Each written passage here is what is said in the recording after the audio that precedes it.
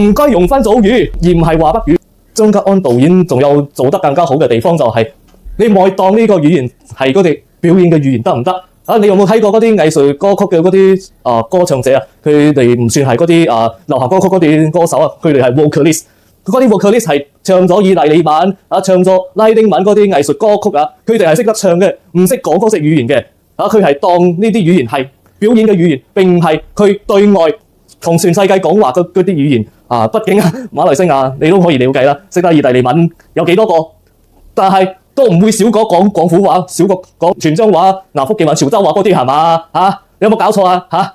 你睇下 SBM 仲可以攞法文、日文嘅試卷嘅喎，佢哋有個法文、日文嘅科目可以揀嚟考嘅喎，但係喺馬來西亞真正識法文同埋日本文有幾多個咧？會多過講廣府話、泉州話、南福建話、潮州話嗰啲咩？用下你嘅 common sense， 所以我要呼籲你要召開記者會嘅時候，唔該用返祖語，而唔係華北語。